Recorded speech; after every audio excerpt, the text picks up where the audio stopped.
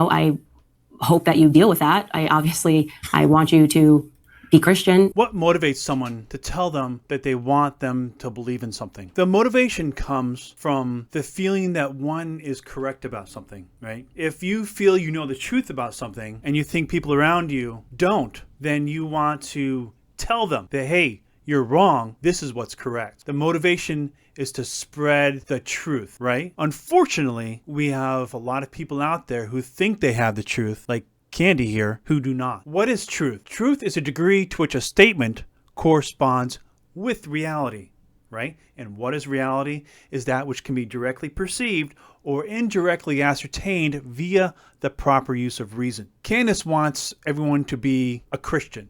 She says this because she thinks it's true. She thinks some imaginary thing in the sky that she calls a god is somehow real. She thinks so because she's read a story or was told a story and she believes the story. Nobody should believe in an extraordinary being just because they've read a story, right? If you did that, you might as well believe in Spider-Man, right? Because you read a comic book. What people like Candace don't know is that you need to use logic and reason when you try to conclude that anything is real. She doesn't do that, right? If she did, then she would know that this God thing, whatever it is, would have to first be defined and then it can be demonstrable. It will need to be demonstrable, right? Because you can't demonstrate something without defining it.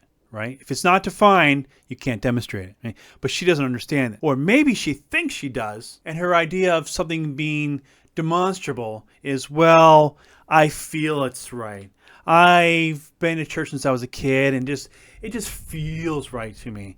A lot of the people like Candace think that her feelings are good enough to give a foundation for her irrational belief in something she can't even define. What I want you all to take away from this is that truth matters. Right? How do you obtain the truth? You don't obtain the truth by reading a story and believing it and then using your emotions to try to keep it in place, right? That's called creating what we call a sacred belief, right? You don't want to do that. You want to purge all the sacred beliefs that you can from yourself, because only through the widespread adoption of realistic beliefs are we able to solve problems that we have in society the best way possible. Do not allow yourself to join a group of religion, because then you outsource your thinking to someone else. Don't do that. You have the ability to think for yourself. Do it. Truth matters.